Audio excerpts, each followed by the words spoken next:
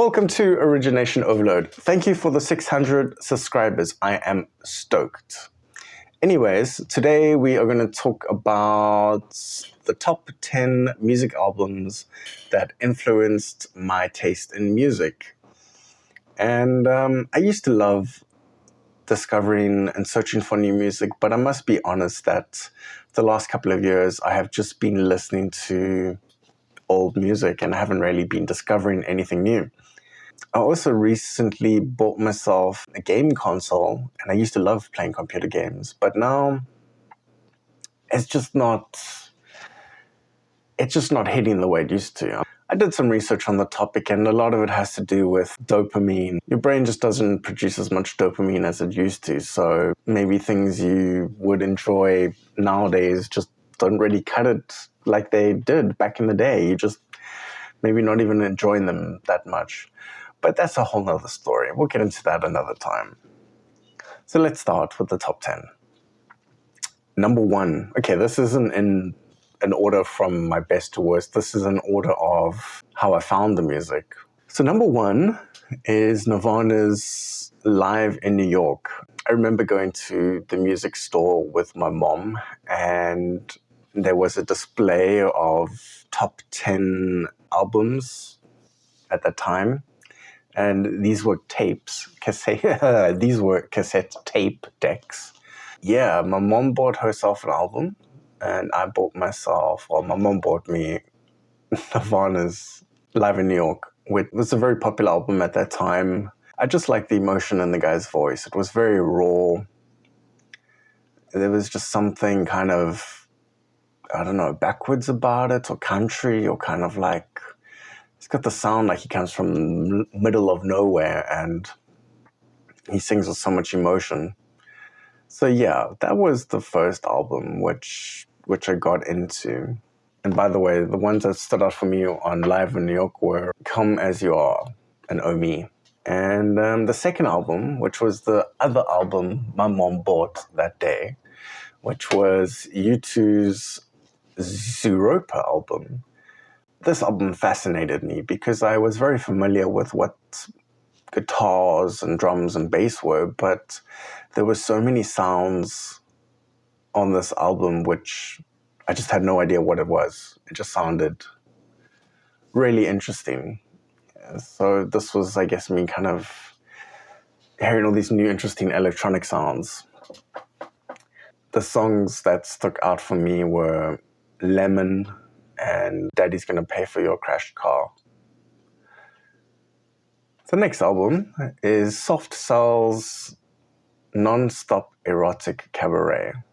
Now, this was actually part of my mom's music collection. She had it on a vinyl, and I used to listen to this before I went to school almost every day. And I don't know, there was kind of like an interesting, fresh, young, punky kind of attitude in the music. Guy was talking about his life falling apart, and just found it kind of interesting, kind of secretive, kind of, it's like you listen to someone's secret life and then talking about the things that they do. Favorite songs on that album, probably Frustration, Seedy Films, and of course Tainted Love, which was a cover of an older song from the 50s. Okay, the next album is Tubeway Army Replicas. Now, this was Gary Newman's band, and had some pretty classic songs on that album, like Our Friends Electric or Down in the Park. And I like this album because it sounds so simple. The musical elements in the song and the songwriting, it's just so beautifully presented. And the next album is Siouxsie and the Banshees' Tinderbox.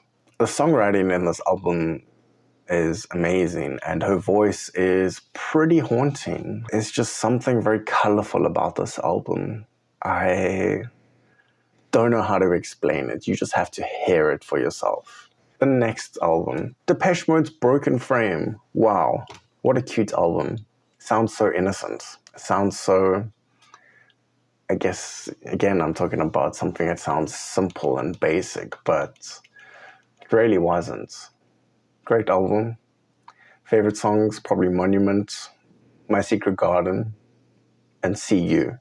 Ministry. Ooh, this is the next album that really changed things for me. I think this was the one that really changed things for me. It was the first really dark or hard album I got into. A high school friend of mine loaned me his album, and hearing those big guitars and industrial drums, it was just, wow. I never heard anything like that. That album. It still sounds amazing to this day. My favorite songs, Just One Fix, Psalm 69, and Scarecrow. Trainspotting. This album, wow. How many times have I said wow? Wow. This album is a great mix of like British pop and rock and house music. It's a very interesting mix of music. And it comes from my personal favorite movie, so I guess you can see I'm kind of biased with this album. Some of my favorite songs on that album: Primal, Screams, Trainspotting, Low Reed's Perfect Day, Leftfield, A Final Hit, Elastica 2-1, and Pulp's Mile End. One of my next favorite albums, 9 Inch Nails' The Fragile. This was a double CD. I remember there was a huge break or a huge period that Trent didn't release music. And then he released this album. Yeah, it was quite the thing. It's an interesting mix of like industrial rock and it's just one of those things you have to hear. Sometimes you can't really put words into music. And the last album, Velvet Acid Christ's Fun with Knives. Now, interesting story with this one. I just walked into a CD store and I just saw this album cover sitting there staring back at me. And it spoke to me. I didn't even listen to the album. I just bought it and walked out the shop.